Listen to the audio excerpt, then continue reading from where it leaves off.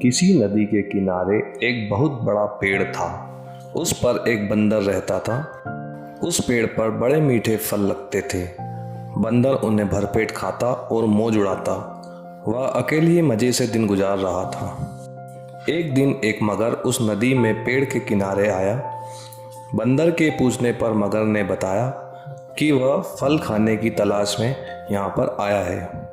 इस पर बंदर ने पेड़ से तोड़कर बहुत ही मीठे फल मगर को खाने के लिए दिए। इस तरह बंदर और मगर में दोस्ती हो गई। अब मगर हर रोज वहाँ आता। दोनों मिलकर खूब फल खाते। बंदर भी एक दोस्त पाकर बहुत खुश था। एक दिन की बात है। बात में मगर ने बंदर को बताया कि उसकी एक पत्नी है जो नदी के उस पार उसके घर में रहती है। तब बंदर ने उस दिन बहुत से मीठे फल मगर को उसकी पत्नी के लिए साथ ले जाने के लिए दिए। इस तरह मगर रोज जी भरकर फल खाता और अपनी पत्नी के लिए भी घर फल ले जाता। मगर की पत्नी को फल खाना तो बहुत अच्छा लगता, पर पति का देर से घर लौटकर आना उसे पसंद नहीं था। एक दिन मगर की पत्नी ने मगर को कहा कि अगर बंदर रोज रोज इतने मीठे फल खाता है तो उसका कलेजा कितना मीठा होगा। मैं उसका कलेजा खाऊंगी। मगर ने उसे बहुत समझाया पर वह नहीं मानी।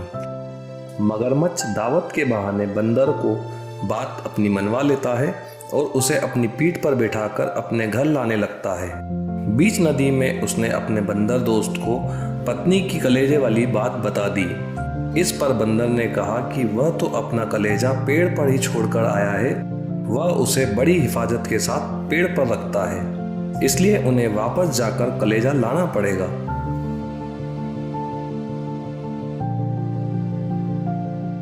मगर बंदर को वापस पेड़ के पास ले जाता है। बंदर छलांग मारकर पेड़ पर चढ़ गया।